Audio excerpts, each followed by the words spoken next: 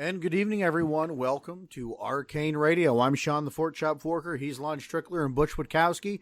And here we are tonight, Wednesday, July the 19th, 2017, for an open mic night. Our lines are open for you to call in tonight and talk to us about your strange, unusual, or just whatever the hell you want to talk about. That's what we're here for tonight, folks. So those lines are open. Gentlemen, how are you? I'm good.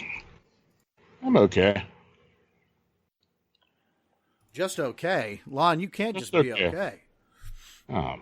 I tell you, I'm like you. I've been on the horn all day, too, so. I know. You get tired of it after a while, don't you? I know. Well, shit happens, man, but. Well, what can you do? Can't do anything. And it's great. I was going to give our call-in number, and I forgot it. So I'm going to pull it up right now.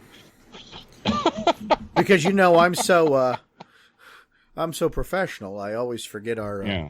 Listen. If it was James Baker picked my phone number out 11 years ago, if it wasn't for him, I wouldn't remember that. And our phone number, so you folks can call in tonight, is 570.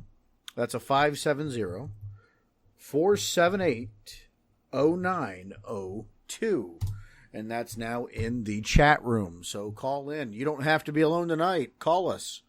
Pick up the phone. And if James is listening, happy belated birthday. Happy birthday to our friend, my cohort in crime.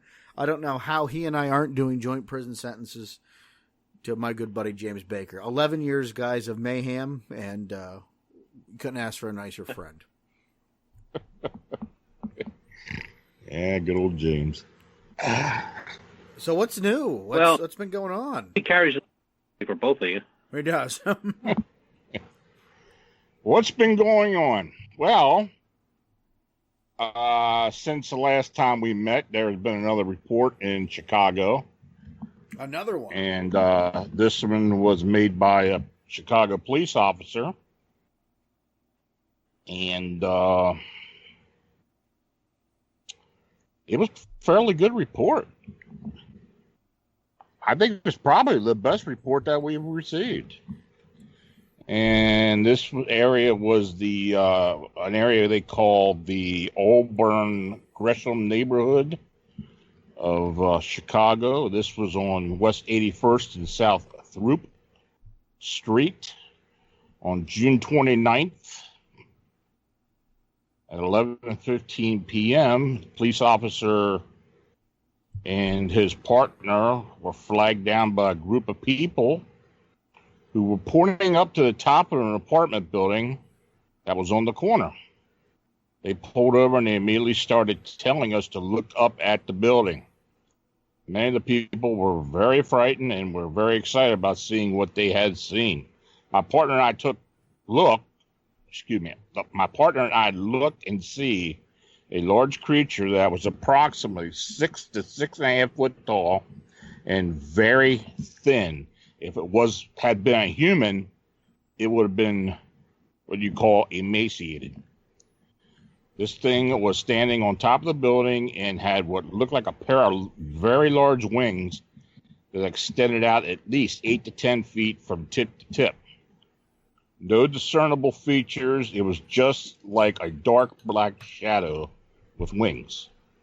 Now, my partner and I both thought it was someone trying to jump from the building and maybe wearing a costume of some kind. But when we shined the flashlights up toward it to get a better look, it took off in the air and flew away. They thought they had a jumper on their hands. Yeah. As this creature flew away, headed in a southern direction, something sounding like a scream came from it, and within a matter of about 5 seconds, this creature was gone into the night. The people who initially flagged us down had said that many people in the neighborhood had seen this thing for the previous 2 nights, and this just happened to be the only time that it was seen in a stationary place. We stood there stunned as this thing flew away and disappeared into the night. We stood there and talked to the group of people who flagged us down, taking information down on any information regarding previous sightings from the nights before. We were initially doubtful about filing a report because we thought we'd be made fun of for seeing little green men. But we finally filed a report, as we did not want to violate protocol. Nothing was ever said about the report being out, and as of right now, it's been business as usual. This police officer went to say that his son talked him into contacting Manuel because he had seen the reports about this thing flying around Chicago. And he stated that he knows this thing was flesh and blood. He says he's a Christian man and that he's very strong with his faith, and he hopes he never sees it again.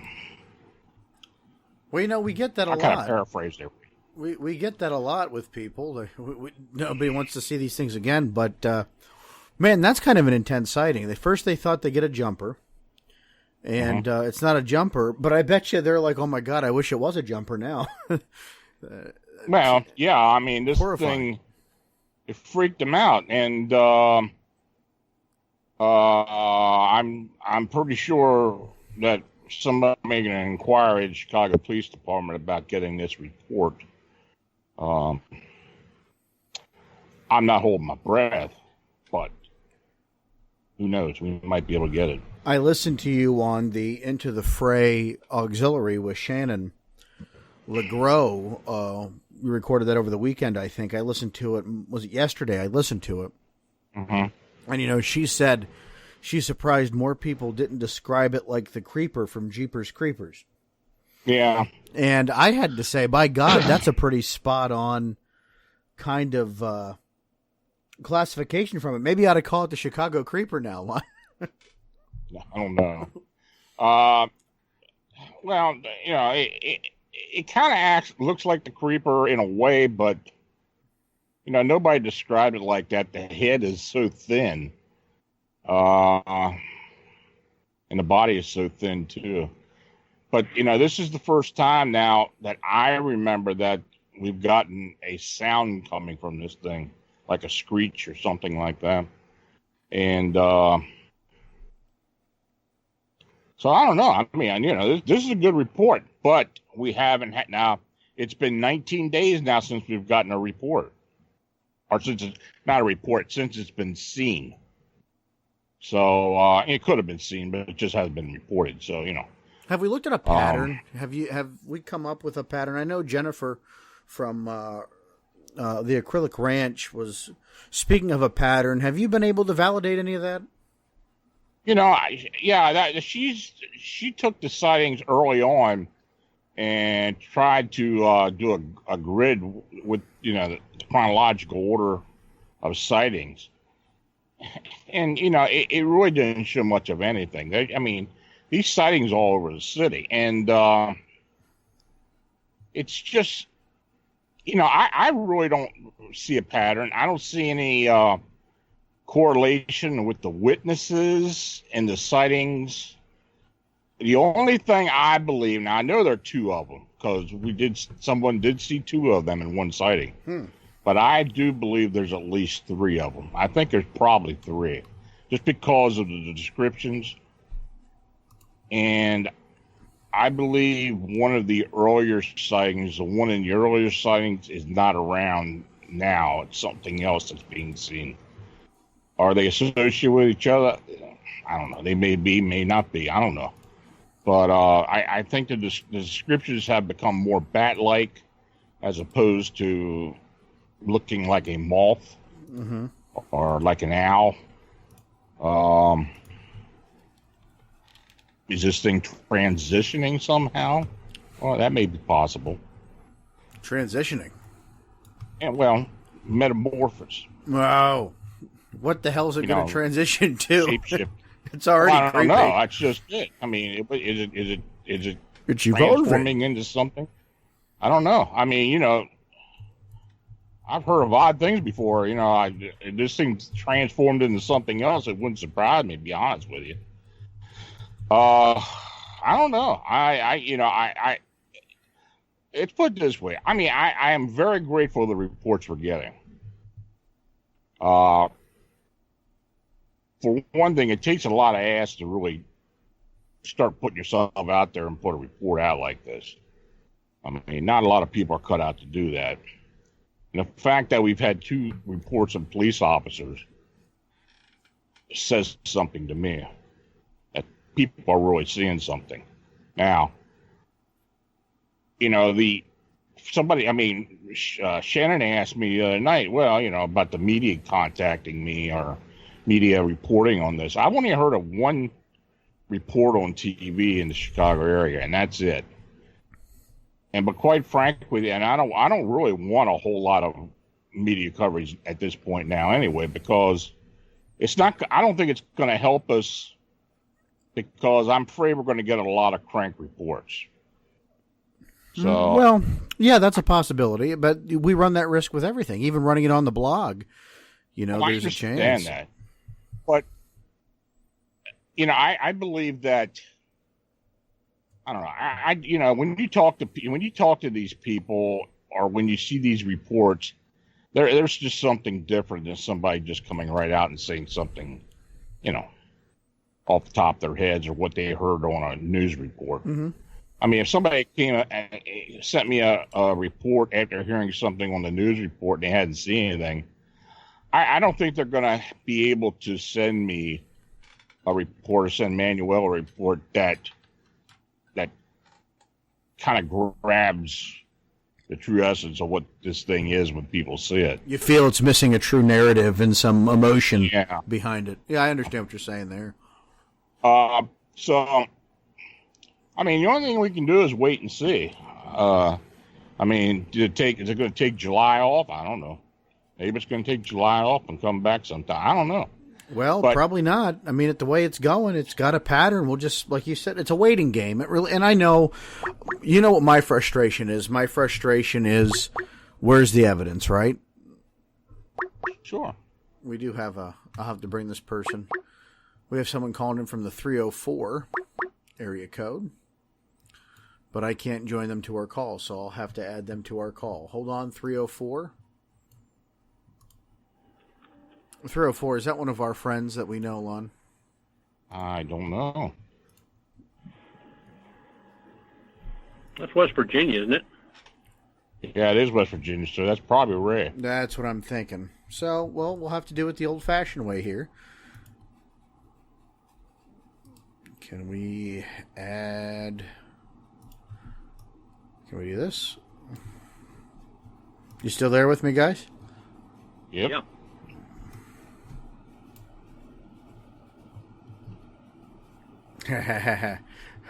Okay, well, we'll keep going here until I can go ahead and get this number in the... That's all right. I'm not distracted. You guys keep going there. So anyhow, like we were saying, is the absence of some evidence, and I don't know what kind of evidence... I mean, has there been any, at least photographic evidence, Lon? No, nothing. No photographic evidence, only sketches. It seems to bother a lot of people, and I can understand that. You know, people want a lot of self-gratification. So, hello. Hello. This is 7 Northeast. Yeah, I was trying to say hello, and Yep, we got you on. You're live with us. how may I help you? Who are you speaking to? This is 7 Northeast Ruby Hospital. Oh. All right. Well, that's not who we wanted to look for. Oh, now that was Well, okay. Sorry, Ruby Hospital. That's not what we're looking for. So if you're calling in, try us back another day. All right. And somewhere along the line, I screwed up. All right. So from Michael in the chat room, it says it seems to him that the first few sightings are the most genuine, then it starts to snowball. That makes it tough to weed through. Thoughts on that, Lon? Because you've taken them all. I don't know. I don't think that's the case in this. I think the early sightings were. I think all the sightings were good. I mean, of course, I've got a few that I can't verify, and we didn't even make mention of them. But those that we have received that offer the most, and it's believable to myself and Manuel, those are the ones that we're going to post. Those are the ones you feel are the most vetted. Yeah. Yeah. Yeah. I mean, and we spoke to Manuel. I mean, he's on the up and up. I mean, there was at least one that I received that I've got on the board, but I may take down because I haven't heard anything else on it. Then there's a couple others that I heard that, you can tell they were not real, so I didn't bother with them. So that's where we are.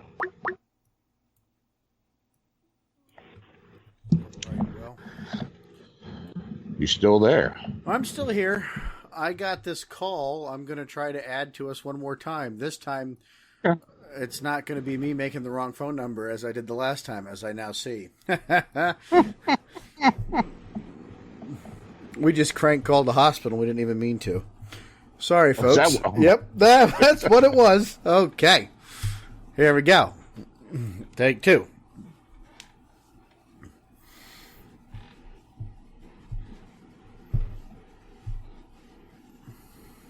Seven West, Peggy. Can I help you? No, this is the second time we're getting that. Oops. Sorry. Whoever keeps calling us, they're calling us from a state hospital. Maybe a state hospital? Yeah. Now that makes sense. That does make sense. That makes a lot of sense. All right. Well, it doesn't get any better than this, but I have a feeling like we're going to be getting the feds hammering on my door here at some point. Do we know anybody working that's in a state hospital? I sure hope not. All right. Well, okay, back to what we were talking about. So, like I said, we've been vetting, you've been vetting these cases and they've been coming through. I'm just concerned we don't have a lot of evidence yet, but, realistically, what kind of evidence are we going to be able to collect? Well, I mean, look at Point Pleasant. Did they get any food? I mean, I understand that they didn't have cell phones back then, but still, there were a lot of sightings, and all they ever got was sketches. Yeah, and I mean, and that's fair. The whole Point Pleasant thing is really based off a feeling and eyewitness testimony, but no physical evidence. It's not like we've got the Chicago Phantom going around taking craps on people's cars, and we can go and get that tested. I mean, I don't know. And then you get into the whole, because I listened to, like I said, the program that you were on with Shin. And by the way, can we just take a minute and just say how wonderful she is? Oh, she's great to interview. She is fantastic. She's like the Barbara Walters of the paranormal. She's so great. If I tell you what, if I wasn't married and I wasn't me, poor Shannon, she'd have a bunch of callers in waiting. But she's fantastic. She really is. And you just sounded so natural on there. You sound more natural with her than you do with me. I'm a little jealous. Yeah. I wasn't tired that day. I was done in the afternoon, so I was wide awake. Yeah, no, check it out. Check it out, folks. Yeah, it was a good interview. It was intothefrayradio.com. If you listen to the auxiliary, it was the last episode, and Lon will pop up there. And if you have iTunes, you subscribe to it on iTunes or Stitcher. It was a good program. I really enjoyed it. Lon, you've been really making the circuits, though. You've been everywhere. Yeah, I have been. This Chicago thing has really grabbed a lot of attention, and well, it has. I think everybody's confused about it as much as I am. To be quite honest with you, it's of course, I've got I do get these. I do get emails from people that think they've cracked the case for me, but are going to try to tell me how to interview people and what to look for, and that's all well and good, but let me say, Frank, I don't need all that. I appreciate the people that want evidence. I want evidence, right? Yeah. You know me, guys. I'm I'm a little bit of a hardliner myself. I have evidence as much as anybody else, but I'm not going to contrive anything. And I can understand why people are not taking pictures of this thing. I mean, there have been people that tried. There's no doubt about that. My other point I want to make to that quick is that, you do have people calling in and submitting these reports that are their reports. They're the one that experienced this. They're the ones who are sharing with us, right? I don't feel it's our place to do an interrogation. We want to talk to them, question them. That's one thing. My job's not to upset them and to embarrass them. You put the information out there, and I know you, Lon, because I've known you for a long time now. You put the information out there as you get it, and you let the reader make the decision for what they believe. And that's fair.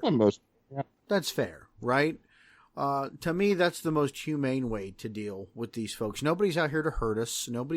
I haven't listened to any of these reports or, heard you say any of these people are out here to be naysayers or plants or, they're, trying to purposefully hurt the field. They're everyday people experiencing something strange. And I think we have to be a little sensitive to that.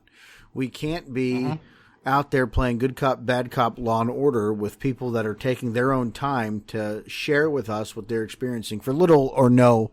They don't want anything out of this. They just want to make their report. Well, I will tell you this now, and I agree with you 100%. That's the way I like doing things, because I have had so many people, and this is no lie, I have had people contact me since this has been going on, wanting me to take the hard line with these witnesses, and I am simply not going to do that. And I don't want anybody ever thinking that we do that, Mm-hmm. I'm not a police interrogator, and, that's not what I do. And, I take everybody at their word until I found out otherwise. But, I'm not a complete rube. I can, if somebody's going to try to pull one over me, I'm probably going to see it. Lon, all you have to do is tell me to take the gloves off, and I'll Lenny Briscoe them. Like, I've got no problem interrogating people. I've done it a time or two. But it's not what we're here for, right? We're not supposed to hardline. We're here to... I just don't feel that that's our responsibility. And if anybody out there is expecting that, then unfortunately you're listening to the wrong program, because that's just not what we do. Now, if somebody's blatantly being... blatantly hoaxing or just being a jack-off, then we're going to call them on it, and we'll spank them for everybody to see it. Right. That hasn't happened yet. But be rest assured, the day it does, you folks will have entertainment like you've never seen before. Oh, boy. Okay. But there's a lot of these Chicago sightings, and we just got a message from Manuel offline here with a great idea, which I think can't really talk about that, but it's a good idea. Going back to interviewing things. Butch, what do you got for UFOs? Talk to us a little bit. Let's switch gears here a little and put our eyes. I want to ask Butch, first of all. Here we go, Butch. You're on the hot seat, Butch. I was talking to Stan yesterday. Stan called me. Stan Gordon. I meant to ask you, and I told Stan I'd ask you tonight. I'm glad you brought that up, Sean. Have you heard anything about a UFO crash in Schuylkill County? No. Okay. Well, Stan said to me, he asked me, he said, have you heard anything about it? I said, well, Butch didn't say anything about it, and I haven't heard anything. He said, well, I'm getting reports of something crashing in Schuylkill County. So, nope. Yeah. And I have people up there. And I have people up there, so I would assume that they would know about it. Yeah. If anybody knew about it, you know about it. So, Well, this week is like photographic week for me. I did send that. I did send the one into you guys. Taken over in Ireland, a lady was taking photographs of the lush, beautiful Ireland countryside, and didn't look at her photographs until she got home. And as she was processing her photographs and pulling them out of the camera, her cell phone rather, she gets what I'm going to classify as a humanoid. I worked on it a few hours trying to take it apart, and it is what it is. I sent it to a few other people. I also sent it to you, Lon. I couldn't change it. It's there, whatever it is. What's that? And so that just goes to show when you do have some kind of evidence, you don't always have the luxury of exactly naming what you're looking at. But I've had some people tell me, it's probably some kind of omen, or it's definitely it's a gray alien, or if it's a leprechaun, or so on and so forth. Yeah. And I'm like, okay, well, right now I'm just classifying it as an unknown humanoid in the field because that's really all I got. I can't distort it. I can't change it. It's there. Even when I take it up to 1,000% blow up, it's there. It doesn't go away. And, Photoshop, you can debunk as quick as they can put that kind of stuff up, but it's there. Yeah. Oh, you're using Photoshop? That was my question. What are you using to... I use CE6. Okay. And once you start peeling layers away, if you're peeling layers away and the object starts to disappear, well, that's a pretty good indication it was put in afterwards. There's no distortion in pixelization or anything like that around the object. So, and no matter what you do with it, it's there. Don't you wish the people taking these photos were better photographers to begin with? Well, I think that would make our job easier. I think they rely too much on cameras of these cell phones. Mm-hmm. And a cell phone camera, although they're really nice for a selfie or, taking something close up, they're okay that way. But when you're, shooting a landscape scene, I prefer to have one of my Nikons in my hand than I would my cell phone, And then, the inner workings of those cameras, everything is so tight that you lose distance. Like if there's trees in the background and shot, those trees are going to be one of two things. They're either going to look like they're right in front of the camera or they're 5 miles away. The perspective of the lens just isn't there like it would be on a DSLR. And then I get I guess it was Lon's picture of from Delaware of a dog man possibility laying down some trees, and when I ran that through Photoshop, it's just a domestic dog. It more looks like a German Shepherd than anything. And then today, right before the show, I got some pictures out of Schuylkill County of a home that's haunted, and they had some cameras set up, and I just got a glimpse of them. I'm going to get the originals tomorrow, but I don't got a clue what they are either. But it's something that's definitely there. I mean, it doesn't look like it was anything that was fudged into the foreground or the background. When I get the originals tomorrow, chance. Well, if you look at the picture, now if you look at the full landscape picture, mm-hmm. and then if you look at the blow up, this thing has a decent size to it. It's not really that small. No, it's not small at all. Mm-mm. I mean, I don't know how many feet it is, but it's at least, I'd say at least 5 to 6 foot. Oh yeah, easy. Yeah. And, I had it to the point, I don't remember what the percentage was I was working with anymore. It might have been 700-800%. I had it at the point where it almost looked like it was turning around and looking at the person taking the photograph. Mm-hmm. But then as I went higher, it kind of distorted. I couldn't place that. But, yeah, it's definitely not a midget. This is not something small. This is no 3-foot gray. And the arms and legs are very distinct. There is a shadow from it, so it's there. And that beam of light that goes through the photograph, I'm assuming that is probably sunlight, a camera issue. Yeah, I think so too. Yeah, because cell phone cameras are notorious for picking up any bright light, and then the lens itself tries to protect itself by either streaming the light or shutting the light down altogether. Like if you take a shot at the sun, you're just going to get a black dot. Right. But hey, it is what it is. I mean, I don't know what it is, but it's there. Whatever it is, it's there. And I do have somebody over there looking into it. But I tried to get the location from the submitter, and I haven't heard back from them yet. So, maybe they just don't want to get involved now. They know it's not supposed to be there. And it wasn't there when the person took the picture. Yeah.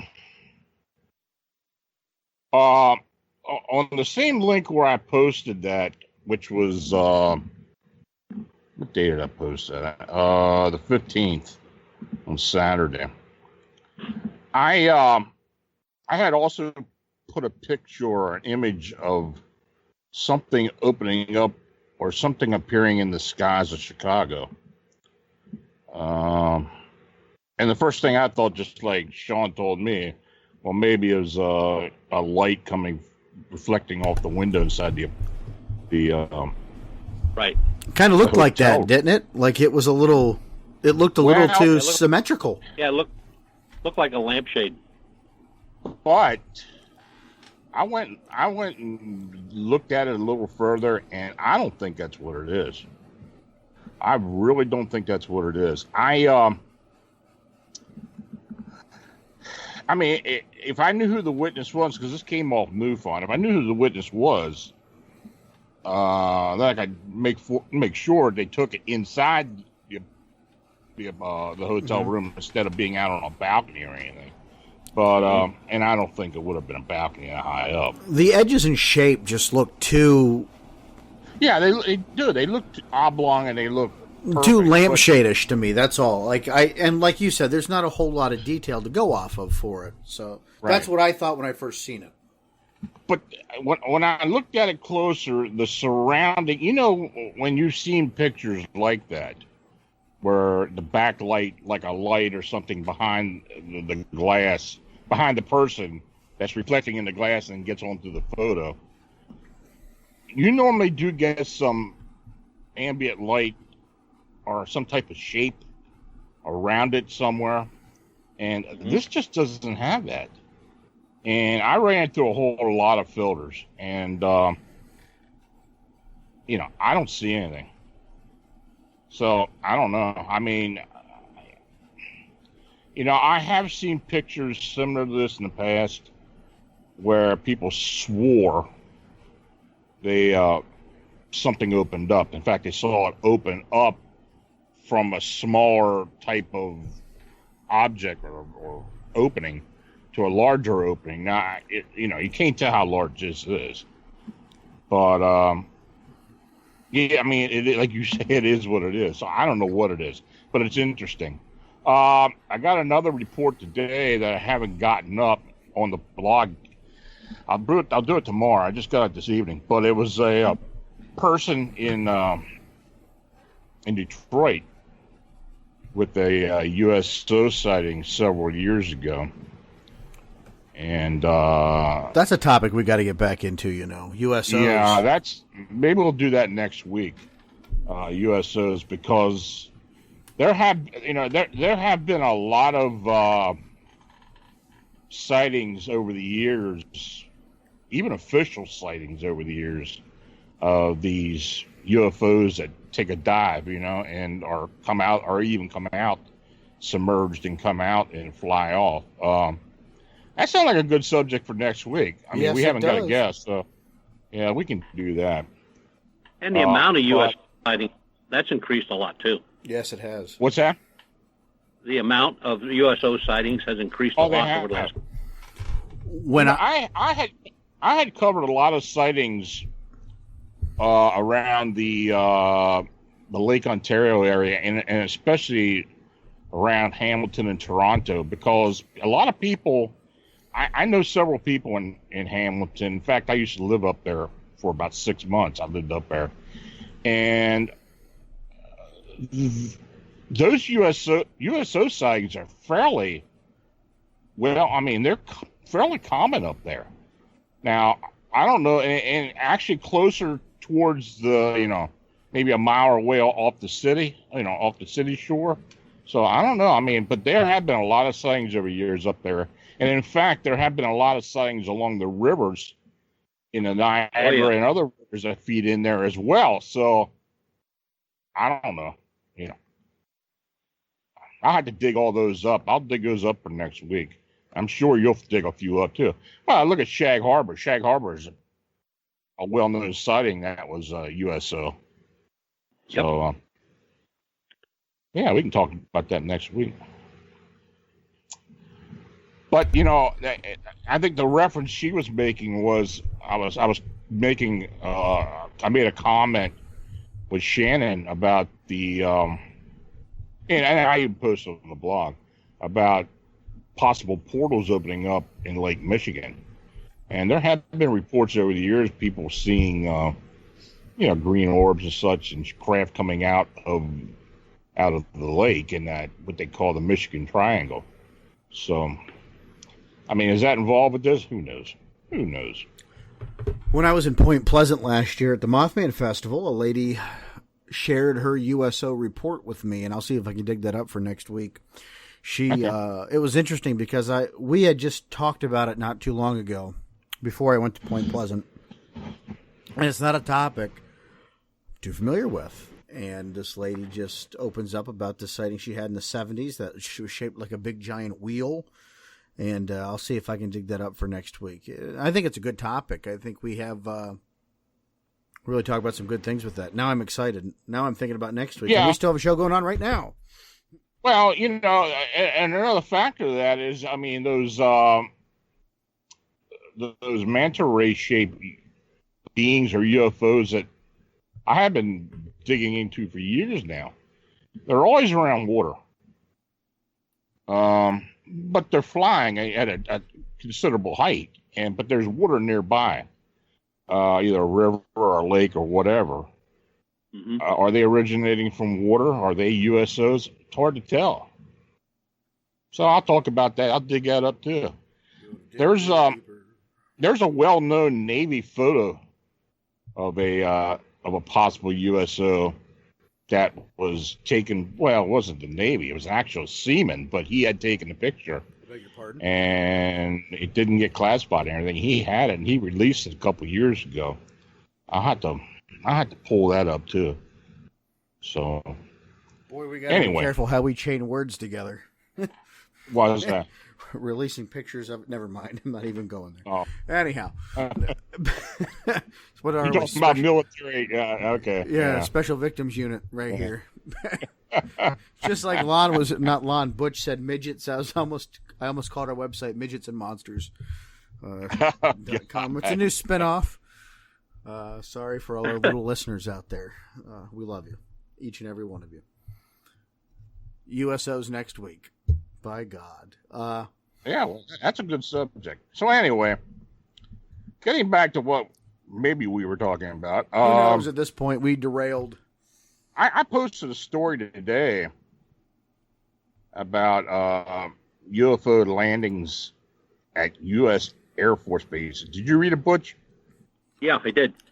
I saw you post it. I haven't read it yet.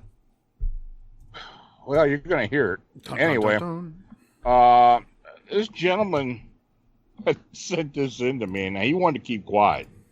He didn't want any part of this going out as far as name-wise or location-wise. But back in the 70s, he said my aunt had sold her house because she was getting too old to take care of it, so she moved into a one-bedroom apartment about 6 blocks or so from our house. So my wife and I used to take walks in the evening after we put our sons to bed about 10 o'clock, often to a popular restaurant in a popular national chain. So one evening, we walked into the restaurant and found my aunt and a man from her apartments having late evening iced tea and pie. Nice little, must be a little town. Anyway, we joined them and were served quickly because the servers knew us. As we were visiting with my aunt and her friend, 3 young men, teenagers, took the booth next to ours. I then heard one of the teens telling a story, so I listened, having to keep track of 2 conversations at once. So this was the teen's story.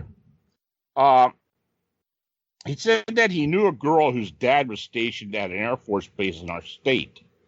At the time, there were 2 Air Force bases and 1 Marine Air Station in our state. The teen said he went to see the girl and stayed with her family over the weekend. He arrived Friday evening.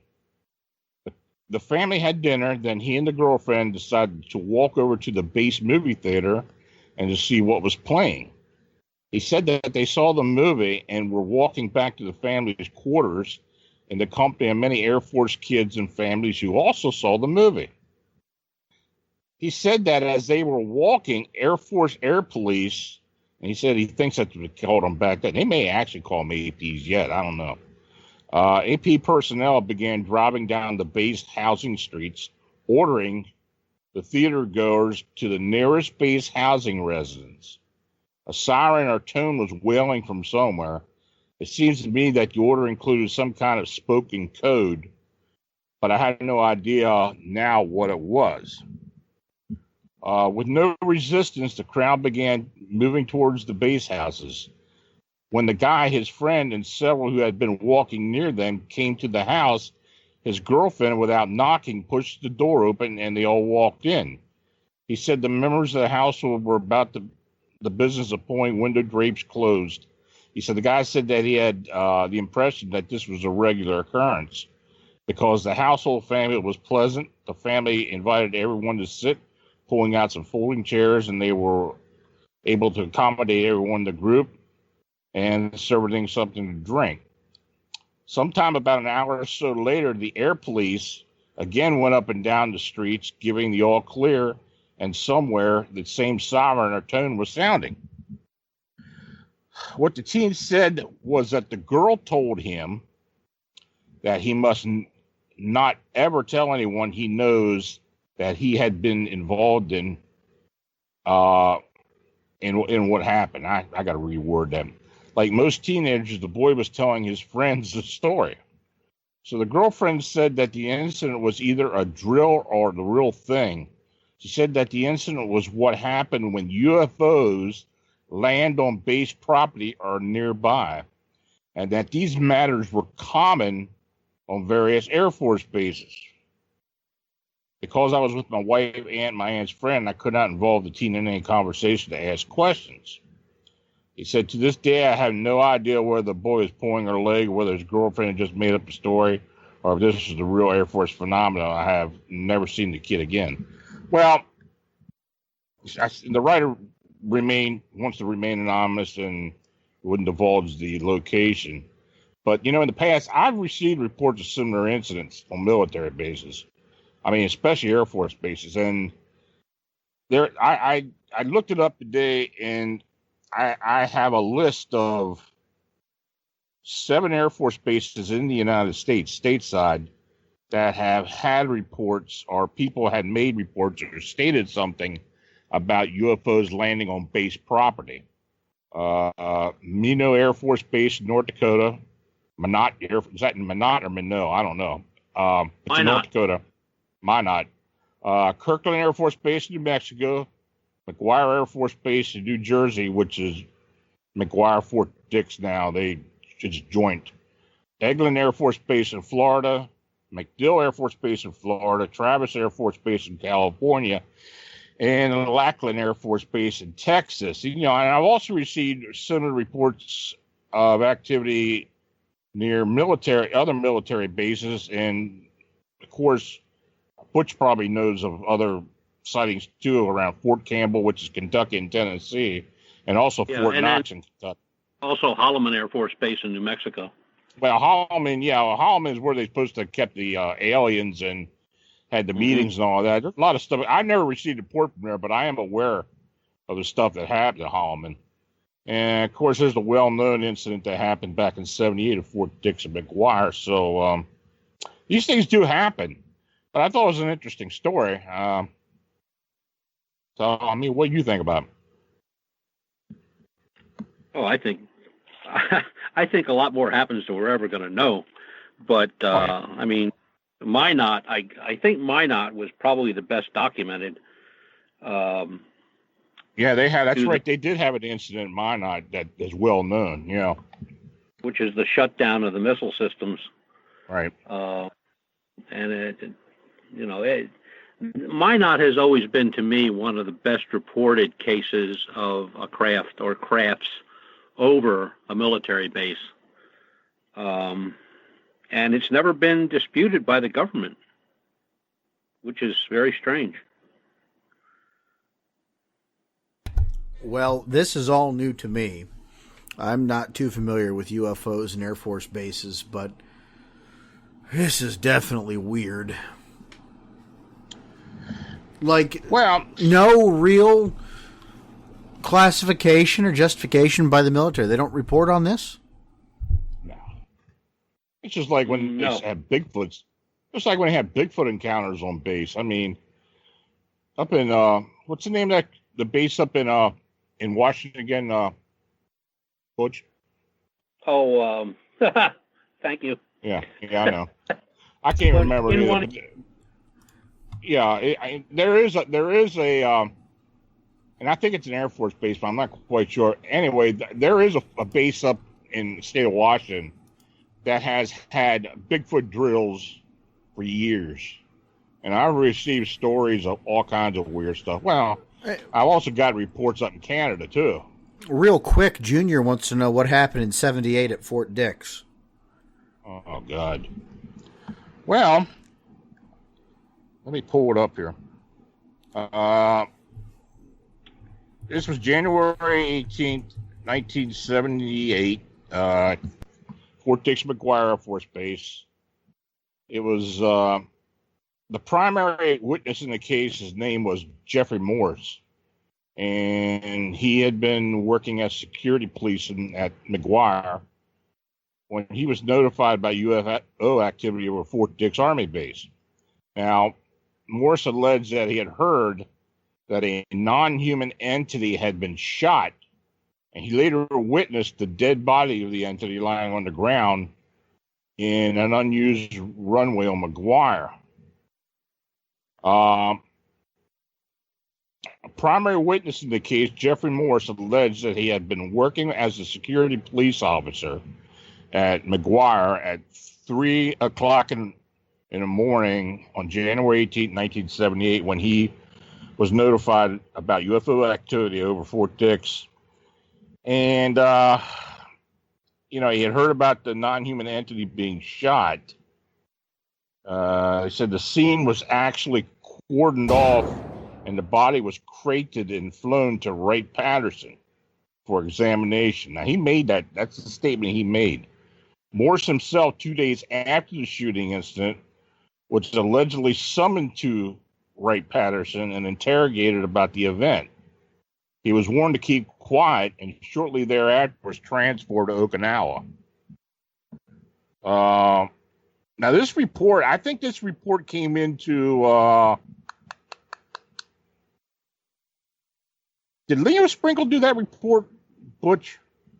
Yeah. Yeah, I thought that you did the report. But I know he looked into it. And I'm looking for... here's the status report. Let's see. Well, anyway, that's the story. Now, I've got a link to that on that. I got a link to the story on the post I made today. So if you get or go to the blog or get the newsletter, you'll have it there. But I don't know. Maccabee and William Hall also were investigating it, and Bruce Maccabee and William Hall, and apparently this Morse guy. Now that's not his real name; that's a pseudonym. But the way it looks like he got in some.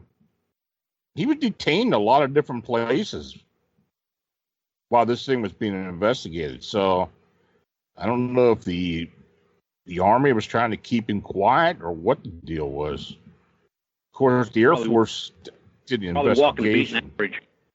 Yeah, I mean, yeah. So I don't know. I mean, I know Filer did a report as well. He was a major at the time, and he was there at McGuire. Do you know of anything that Filer reported about it, Butch? No, he pretty much reported the original story. Okay. And I mean, there were some other little things put in there, but it didn't change much of the original incident. And as far as Minot concerned, if anybody's interested in that Minot case, there's the one of the commanders that was in charge that evening when this all took place was Robert Salas, and he has a book called Faded Giant. You can get that book and read it. You will be amazed at what happened and how the government handled it. Yeah, Minot I have gotten reports from Minot in the past. There seems to be quite a lot of UFO activity from Minot north into Manitoba and back and forth. Because there's been a lot of weird stuff that has gone on up in Manitoba as well. Well, there've been a lot of encounter reports up there. Well, yeah, it's bizarre. I mean, you think Minot right in the middle of nowhere, but then again, they had nuclear weapons there, and for whatever reason, these craft kind of congregate around these bases. So they know where they're at. I got a report years ago about Whitehead as well, but I don't recall it offhand. But I know something about them being buzzed at Whitehead. And of course, Whitehead is the bomber group.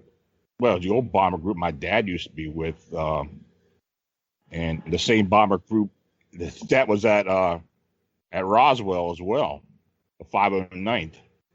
And but they're the ones that were in SAC and the ones that also do the bombing runs if a nuclear weapon needs to be dropped somewhere over in Europe.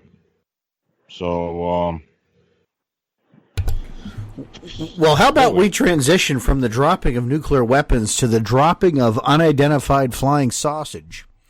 I heard about and that. Florida. Yeah, I wrote about that. How about this? 15 pounds of frozen Italian sausage crashes on a Florida family's roof. Family wonders how mystery meat ended up there. And this was in Deerfield Beach, Florida. A South Florida family is perplexed after recently waking up to a loud thud, only to find that the mysterious sound was several packages of frozen Italian sausage. It was like thunder, and it awakened me out of a sleep, Travis Adair told WPLG-TV. Adair said he and his family were awakened Saturday morning by a loud thud on the roof of their Deerfield Beach home. We got up, found 2 packages of sausage on our side yard, and then we were like, okay, well, we got to go to the roof and check to see if we find more of this stuff. And sure enough, there were 3 more packages of Italian sausage. A total of 15 pounds of Italian sausage was found in bags marked William Land Service, a land clearing company in Alabama, and the homeowners were baffled about how the sausage ended up on their roof. And there's still no kind of update on how this sausage managed to end up on someone's roof. But anytime anybody wants to airdrop me meat, feel free to do so. Yeah, really. Especially frozen meat. I'm telling you what. Time for barbecue, man. Barbecue, and look, 15 pounds is just enough for me. How about it, Butch? Got it. He laughs, Butch, but he wasn't there for the sausage massacre there at the Albertus shindig you put together. I ate them out of hot dogs. Those Boy Scouts weren't prepared. They had no idea what to do. It was horrifying. And I even gave them fair warning. They did. But 15 pounds of sausage just flying out of nowhere, landing on your roof. And you know what? Things like that happen, though, right? Probably got taken out of some storm, or who knows what kind of atmospheric follies were going on, and airborne sausage. Well, that's kind of like this phenomena with the fish when they get a water spout or something out in the water, and they start picking fish up and dropping them a couple miles away. Or frogs, overseas where they get the rainings of frogs. That's some strange crap. Yeah, pretty weird. Makes you wonder, though. Yeah. How does this happen? But that's I saw that article and I had to look at it. I had to read that out loud. That was like 15 pounds of I'm going stuff. to check my yard tonight. I'm going to check my yard tonight before I go to bed for any lobster out there. If you got any brisket or ribeye laying out there, let me know. I'll make the ride. It's raining ribeye. Uh-oh. Someone got the someone. So Michael picked out the theme: sausage, Fort Dix, semen, and airdrop meat. It is the theme night. Word association, folks. Tonight is meat. I can't. Oh my God, I'm dying. I love our audience. I love our listeners. Next week, folks, we're going to be talking about unidentified submergible objects or submerged objects. Pretty sure we'll have some interesting lake stories. I'll go to the archives and pull some stuff up. I know Lon will reach down deep into the vault of Estorica as he goes into the world of phantoms and monsters. And Butch, well, Butch has got it all. So I'm sure he'll use his BA and BS to bring us some good tales. You got it. One thing I wanted to mention first. Did you read that thing about that great white that's off the coast of North Carolina? 12.5 footer. It's the size of a Camry. Yeah, that's a big fish. That shark, swallow your whole. whole. It's not jaw size, but it's still damn big. Yeah, that's any shark is a big shark, right? Yeah. 12.5 feet, folks. I'm 5'6" on a good day. That shark is twice the size of me, and probably we weigh the same. So, but man, that's a big ass fish. And that is a big fish. I don't do beaches, and it's not because every time I go there, someone calls Greenpeace and there's a rescue. I don't like water over my head, and I'm 5'6". I do the math. I don't have to go out very far. And Jaws is my favorite movie of all time. I've seen it so many times I can quote it chapter, line, and verse. But those sharks. Well, I was up in Plymouth, Massachusetts during the period of time they were filming that movie.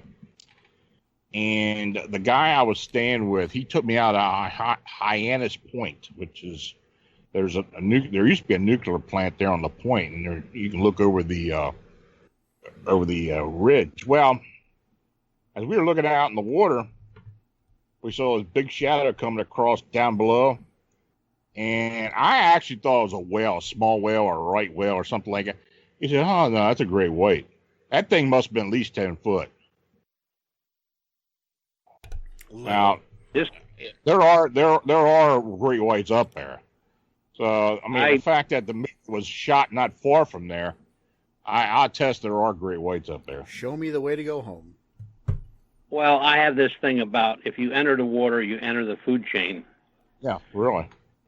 So, words to live by, folks. Just remember that. Vanessa, I kept telling Vanessa over the years, I said, "You want to go to the beach?" I'm not getting in the water. No way. So, Folks, check out our friends, intothefrayradio.com. Shannon LeGros and the guys over there do a great show every week. Vance and Jennifer Ann at the Acrylic Ranch. Check them out on Facebook, the Acrylic Ranch. Go in The Existence of Strange Things, one of our fellow shows that happens on Friday nights. It's a great program to listen to from Radio Memphis. You get a little Fort Chop in there each and every week, a little Lon Strickler.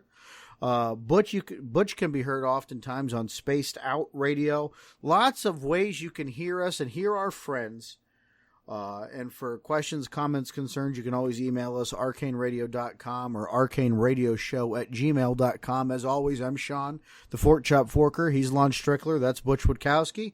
You can check out more about them, phantomsandmonsters.com and u4cop.com. Is that right, Butch? Did I get it? Perfect. Woohoo! All right, folks. Another one in the can next week. USOs, not FOs. Get the F out this week. USOs. We'll see you next week, folks.